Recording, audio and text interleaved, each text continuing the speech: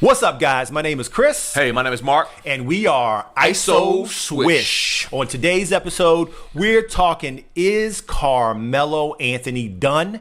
As well as, can LeBron James lead the Lakers to the championship? Hey, and stick around for the Kicks of the Week segment. We've got the hottest shoe on the planet. The hottest. In-house. That's right. You dig it. You ready? Are you ready? Let's go!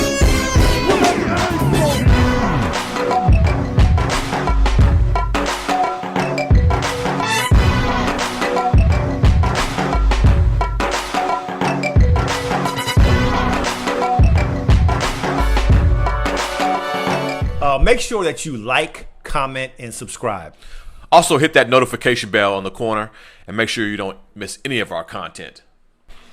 Okay, before we get into our main topics, I got to give mad props to Mr. Michael Jeffrey Jordan, the GOAT. This week, he opened up the Novant Health Michael Jordan Family Medical Center in Charlotte, and it's going to really be great for the underprivileged people in that location. He dropped $7 million on this, and he's building another location not too far from there. I think it's great. Mad props, GOAT. Mad props to you, MJ. Right on. Okay, let's talk about my man Carmelo Anthony. Now, Mark and I have been knowing each other forever. I mean, 40 some odd years. We were watching those old Georgetown games when they were winning championships, #1 in the country, and they were always playing huge games against Syracuse. We're talking about, Sherman Douglas days, the Ronnie Cycli and Derek Coleman, Billy Owens, Lawrence Moten. All of those games were unbelievable. Oh, and then Carmelo comes and plays for Syracuse. So I hated Syracuse, but I loved the individual players for Syracuse. Right. So we started just kind of like falling in love with Melo's game from Syracuse, and then Denver, then the Knicks, and then just bouncing all over the place. We got so much love for Carmelo. What he's done in the community, Puerto Rico, all of that. I mean, it's just unbelievable. So to get to this point in his career where a GM or a coach or ownership doesn't want to put this extremely elite guy back on their team, to me, is incredible. One of our followers on Instagram, and it's at the ISO Swish Show on Instagram. Make sure you follow. His name is Uptown Scott. What's up, Uptown Scott? What's up, Scott? He said, prime case of being blackballed. Kind of brought a lot of it on himself, not originally agreeing to come off the bench, playing 15-second isolation ball every time, and not playing any defense. I think Scott is 100% on point. I'm going to add to that is like what coach or GM really wants to add that high level of vet minimum contract to their team and add all the media scrutiny, everything else that comes with a future Hall of Famer being on your team.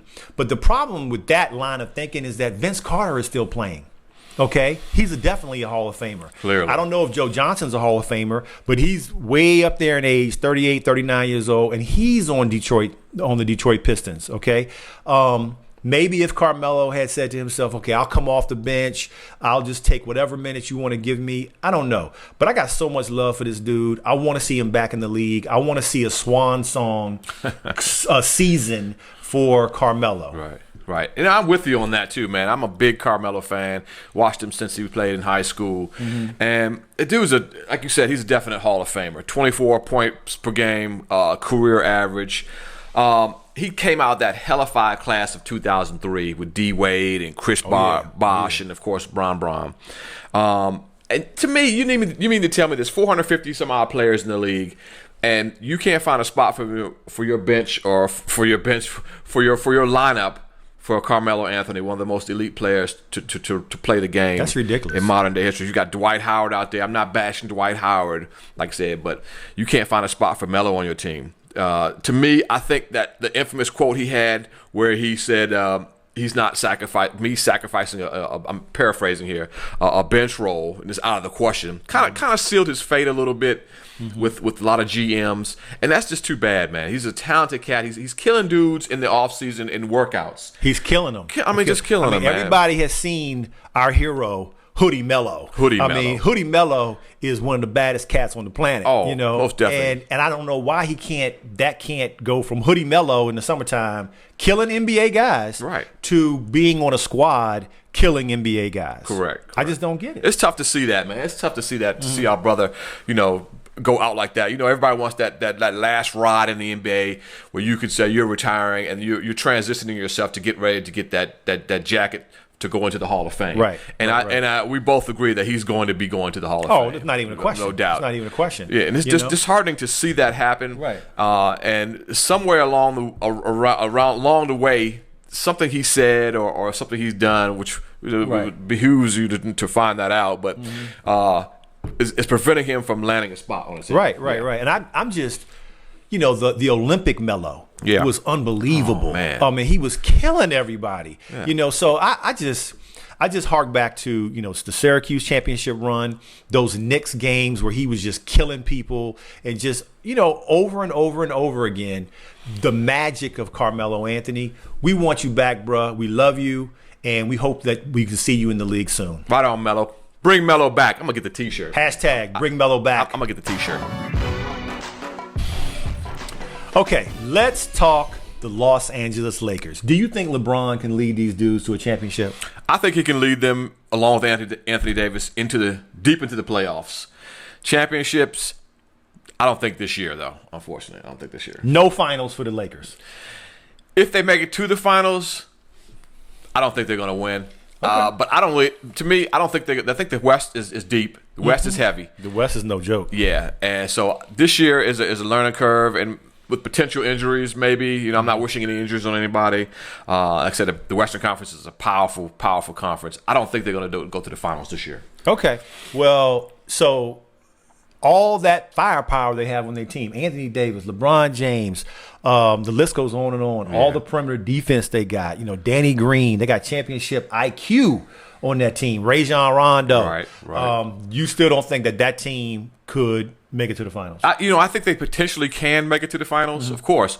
But with all that said, to me, like I said, with the strong Western Conference and I don't know, the clash of personalities, it's the first year that they're together. Right. So, you know, maybe they will make it deep into the playoffs. But as far as a finals team this year, I don't think so. That's just my opinion. Well, of course. I'm gonna just go all out. Everybody knows who I got in the Eastern Conference based on our last episode. That's Philadelphia 76ers. Benny. With Benny. But in the Western Conference, I'm going with the Lakers. I think it's going to be Lakers, Philly in the finals. And I'm going to tell you why. Wow. The number one reason why, I love their perimeter and interior defense with Dwight Howard and JaVale McGee on the inside. You got Danny Green and you got Avery Bradley. Caldwell Pope, perimeter defenders on the wings. Those guys can lock down a lot of perimeter guys like Kawhi, like Paul George, those kind of teams. Now, I know Denver is going to be tough. Yeah. Utah is going to be tough. Clippers, Harden and his clowns down in Houston.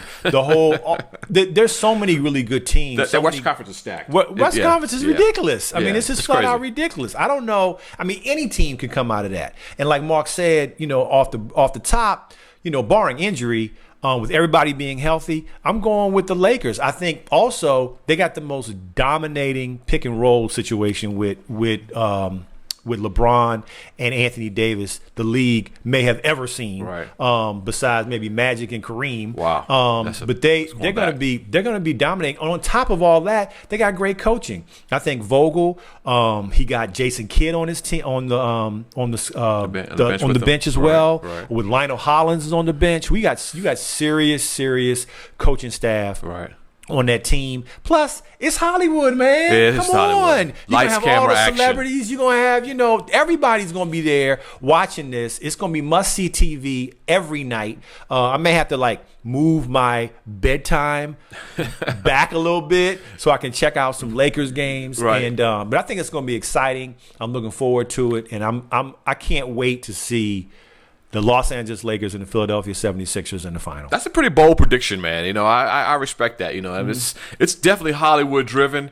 And I watched AD this summer. His jumper, Yeah, it's almost unguardable. He is unguardable. He's at that height. You know, he used to be. He had that magic growth spurt. Right. I guess in high school or college, and it's gonna be interesting to watch. I'm still sticking with my prediction that they will not make the finals, but we'll see what happens, man. It should be a great year. I can't wait.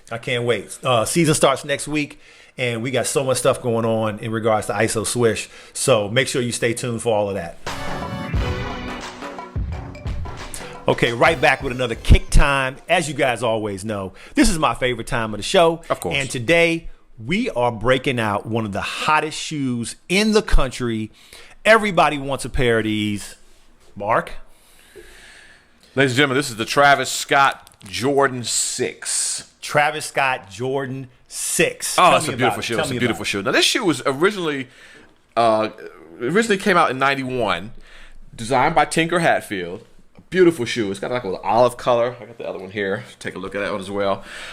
It's a beautiful shoe. I mean, coincidentally, with 91 was the year Jordan won his first championship, and it's the year that Travis Scott was born. Which, you know, little fact there, little fact. Okay. But it's just a beautiful shoe, of course. I like this. So you're saying this white part glows in the dark? This does glow in the dark. Okay. And it's awesome. got this infrared is the colorway for the scheme here for the Jordan Jumpman. Like I said, it's a beautiful shoe. And Tinker Hatfield, believe it or not, designed this shoe with these holes right here. If you see these holes right here, designed these shoes for players to be able to put the shoes on easier. So they just pull up the tongue from a little that bit point. of tidbit information there. And there's Now, also I'm gonna be honest with you. You know, everybody always wants to know, Chris, would you wear those? right. I would rock these every day. Oh man, so would these I, would man. become my slippers around the house. Okay, I would kill. These are really, really nice. I like them. I really Great like. shoe. And I like the muted, olive color. Right. It also has. You can tell it also has the different color laces here, and these are the mustard color yellow. Are anticipation of another version coming out in the spring of 2020 of a yellow version of these to come. They haven't been confirmed yet, but they should. I like it just with the matching the matching shoelace. It adds a different tone to it. It also has the little cargo stash pod, which has the cactus jack. What goes in there? Yeah, you can put a little bit of whatever in there. Okay. You put that in there. Right. The toddler version doesn't come with it has the area, but doesn't have the actual pocket there. Okay. But you can put what you want in there. Right. And it says Cactus Jack on the back. Right. What's Cactus Jack? Cactus Jack is Travis Scott's record company, record label, Okay. and they've replaced the Nike Air Jordan sign on that with the Cactus Jack symbol. And they also have it in here on the lace locks. Probably can't see it there. And with a place where if you have to be a sneakerhead to really know that inside. On the Cactus Jack, which nobody's ever going to see that, but you have to. If you're a shoe extraordinaire, or you can tell some of these. There are a lot of fakes going out from these. A lot of fakes, unfortunately, and some of this will probably set this off from the fakes. But just an overall great shoe, man. I love it. Yeah, I love this shoe. I definitely. I guess it's the hottest shoe in the country right now. Okay, definitely. So this is the Travis Scott Jordan 6. Correct. Boom. Thank you again for watching this episode of ISO Swish. My name is Chris. And my name is Mark. And we are out.